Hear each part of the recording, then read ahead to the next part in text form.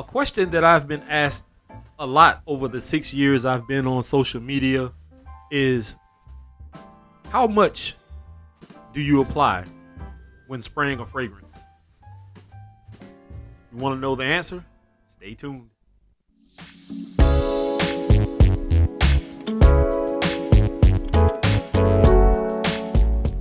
So before we get into the meat and potatoes of this video, first things first, we have to get a little bit of an understanding as to why I'm making this video. Yes, I know I'm not the only one who has made a video like this in the past, but what I will say is that all of us have a difference in opinion when it comes to fragrances and how we spray our fragrances, how we like to utilize those fragrances. Not all of us are the same. That's a slippery slope I will not touch. But what I will say is that not everybody likes the same things. Not everyone likes the same smells, and not everyone can withstand the same amount of smell. I have 3 fragrances here that I want to mention real fast. So basically, I've put fragrances that I own into 3 basic categories. Now, I know there's tons of fragrances out there, independents and niche and all this other stuff. But when it comes to strength, something like Dunhill Fresh, in my opinion, would be somewhat the lightest. This is just a fresh, kind of powdery, clean smelling scent. It does have a place within the community. I didn't believe that at first, but as I got a little older and got a little bit more knowledge of fragrances, I realized that fragrances and scents like this do have a place in the community. So take that for what it's worth. Fragrances in the middle of the lane, like Lalique Homme, is more of a fougere style fragrance. This is that barber shoppy kind of vibe that you smell when you get a fresh cut, fresh shave or something like that, and you leave out. You're going to smell very, very gentlemanly. This is a bit stronger than the Dunhill Fresh, which is why I said I put this in the middle of the lane category, but it still works well. Great performance. And my third column is for those sometimes hard to wear fragrances, those that scream and yell at you when you spray it on and scream and yell at others. This one in particular is Zion from Alexandria Fragrances, and this is a dupe of Roja's Elysium. This is a very citrusy yet super sharp smelling fragrance, and you do not want to apply but a few sprays of this one, and I'll get to it in a second. So let's talk a little bit about where you can wear fragrances and where you can't. And I'm going to start off with where you can't. In most cases, hospitals, nursing homes, close quarters offices, restaurants, a lot of places have a zero tolerance when it comes to loud fragrances or fragrances in general. Most times they'll let people get away with it if it's something light or you go light on the sprays, but it just depends. I've worn several fragrances at the hospital and I've been told not to wear them. I've been told, if I do wear them, dial back on the sprays or wear something a little lighter. Places you can wear fragrances, and most times you won't get any pushback, outdoors type jobs, like where I work. I work at a warehouse. I'm shipping and receiving. So the bay doors are open. It's a big open warehouse. There's always some kind of draft or breeze coming through in most cases. So it doesn't really bother a lot of people. But once I step inside the office space where people are working, so the doors are closed, they got air conditioning, and the office is really not that big. And there is one lady who works in the office who absolutely could not stand when I wore certain fragrances. I was surprised when on occasion she would find something that she would like. And she absolutely loved Ralph's Club by Ralph Lauren Polo. She loved that scent and she said I can wear that one anytime, anywhere around her, which was funny to me. But any other fragrance I wore, I thought I was smelling good. She could not stand it. So those are some of the places that I wouldn't advise. A few places you can, like I just said, an open warehouse if you're not going to be in the office, outdoors, places like that, to just name a couple. This is the part of the video that I know a lot of you have tuned in for. How many sprays should I spray when I put on a cologne or perfume? And that all depends. Like I said, first of all, you have to know where you're going. If you're just running errands or you're out and about with friends and family, then that's up to you to decide. Office spaces, like I said, you may or may not want to try it, but that's up to you to decide also. But how many sprays? You keep asking me. I'm getting to it. So with something like Dunhill Fresh, I would say you can get away with 5, 6, 7 sprays of this one because it's very clean. It's very fresh. It's not obnoxious at all, a bit powdery. I don't feel that this style fragrance would bother too many people. They would just say you smell clean. So I would say 5, 6, pushing 7 sprays, maybe a little more depending on where you spray them strategically.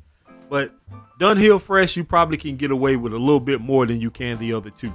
With Lalique pour Homme, which is a fougere style fragrance, I would say maybe 4, possibly 5 sprays of this one would suffice. Depending on where you're going. If you're going to be inside, I would say maybe 3 to 4 sprays. And I'll get to where exactly in a minute. A scent profile like Zion, which I said is a dupe of Elysium by Roja Parfums. This one, I highly recommend you only spray maybe 2 at the max. Something like this will get away from you and you cannot control it once it's on you unless you go wash it off. I've worn fragrances like this before, and although just because of the scent profile itself, people absolutely love the smell of it. But me being who I was when I first started spraying fragrances, or my journey, I should say, in fragrance, I would spray 7, 8, 9, sometimes 10 sprays of something like this, not knowing the consequences of it. And I would get so many complaints of it being loud and their head is hurting, or my head would start hurting. And I didn't understand why. So take it easy when it comes to fragrances with oud, whether it's sharp smelling fragrances like this one, heavy citrus and fragrances like that. Be very mindful of not just yourself, but the people around you. Well, you say, Keith, we also asked, where do you apply fragrances on your body? That also is up to you. For me, I started out 1 on the back of the neck, 1 on each side of the neck, and I used to spray 1 on the front of my neck, but being that you become nosmic or anosmic, however you say it, meaning your nose will burn itself out with that scent constantly going in your nose, and it's right on the front of you. So usually I won't spray a heavy duty fragrance right on the front of my neck. I would usually go underneath. If I have on a t-shirt, I go underneath the t-shirt or straight on skin underneath the top shirt. Pulse points if you want to. Besides the neck, you can spray on either wrist. Do not rub or blot. That is something that I used to do, and I had to learn that when you do that, you heat up the fragrance, you break it down, and it dissipates faster. Spray, let it dry. Also, I used to spray the inner elbows. I don't do that as much as I used to. It just depends. If it's something like this Dunhill Fresh and I know it's not going to last a whole lot of time on me, I definitely spray as many spots as I can to make it last. You also, if you don't know or don't like to, in which I know certain fragrances, which you see some of the darker ones behind me, are not good to spray on solid white shirts. Most of the time I spray fragrances like that, I don't put them directly on a white shirt or a shirt with color unless it's a black shirt like this one. I definitely spray something dark on something like this because you won't be able to see it. On a white shirt, you can get away with lighter color scents. This one has a little bit of a yellow hue to it, so I probably wouldn't spray this one on a white shirt. I would probably spray around that shirt, meaning on the arms, the wrists, the neck, And for a lot of people who don't know, if you have on a scent that doesn't last that long, in which I know in the beginning for me also, I didn't like scents that didn't perform, weren't aggressive or loud or very strong. I wouldn't buy those fragrances. I would get them. If I got one that I didn't like, that didn't smell like it would last long, I would take it back or I would give it to somebody or sell it. Now I understand more that fragrances like that do have a spot in the community. I appreciate them more now than I did back then. But spraying your clothes also helps in the longevity of your scent. If you spray a few sprays on your shirt, maybe even your shorts or pants or whatever it may be, that will help. So that's just a personal preference for you guys. Hey, listen. I'm no expert when it comes to fragrances. I'll be the first to sit here and tell you guys that. I get tons of questions about fragrances and I don't know everything. I'm not going to sit and pretend like I know everything. I don't know every single fragrance that is out there in the world. I can only vouch for what I've owned, what I own now, or what I have owned in the past. That's all I can vouch for. But these are just my personal thoughts, my personal opinions on and my personal journey in fragrance. And that's all I can speak for. You have to make these decisions for yourself. Take what I've said in this video with a grain of salt. Do your own homework. Do that due diligence and do your homework. Get to know fragrances. Don't just run out and blind buy. Get you some decants.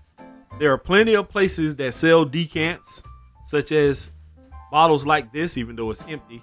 They sell bottles like this. Scentbird, Royalty Scents, and other places. You can always get these lipstick atomizers, or you can buy just regular small decants, the 5 ml or whatever size it is that doesn't have a sprayer, that has maybe a dabber or a pour bottle. Try those.